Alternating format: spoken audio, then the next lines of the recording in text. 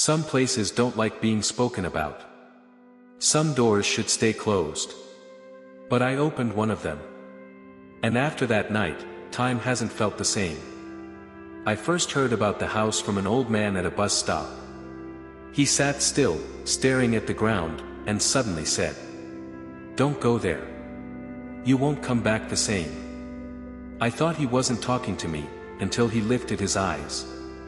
Cold, empty, as if they'd seen too much. "Time runs backward there," he whispered. "And it takes something from you." He walked away, leaving a small, yellowed key on the bench. Old. Warm to the touch.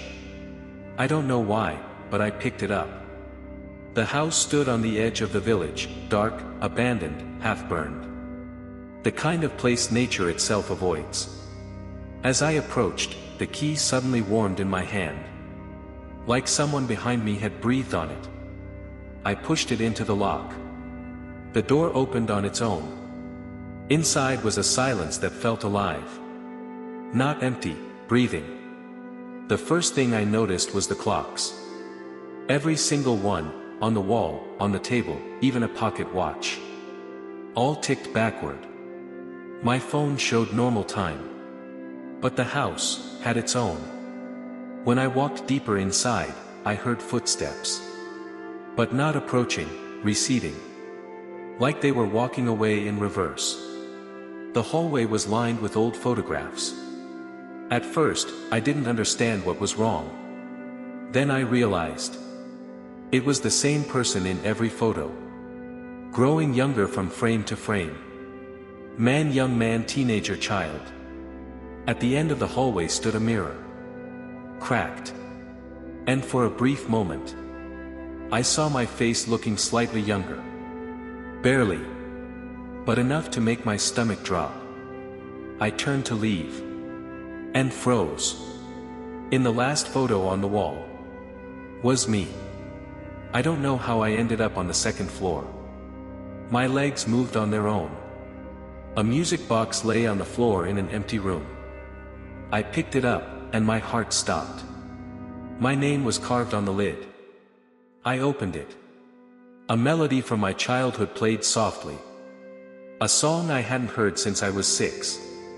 In the cracked mirror on the wall, my reflection looked younger again. Healthier. As if someone had erased a few years of my life. That's when I heard footsteps downstairs. This time, coming toward me.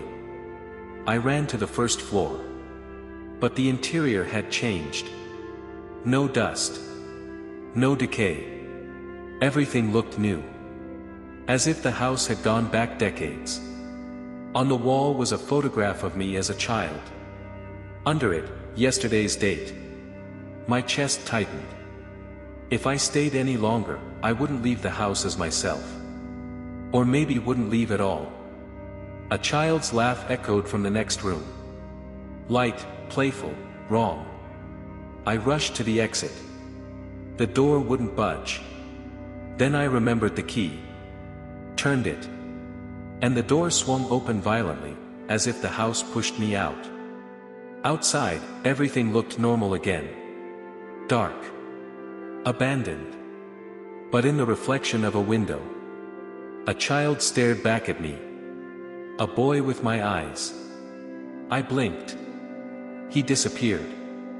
When I returned home and looked in the mirror, I realized I had changed. My hands looked younger. A scar I'd had for years was gone. The old man was right. The house takes something. And gives something back. Borrowed time. And at night, when the room is quiet, I still hear that child's laugh. Soft, distant. I don't think the house is finished with me. I think it's waiting. And sometimes, I feel like going back. Because I left something there. Or someone.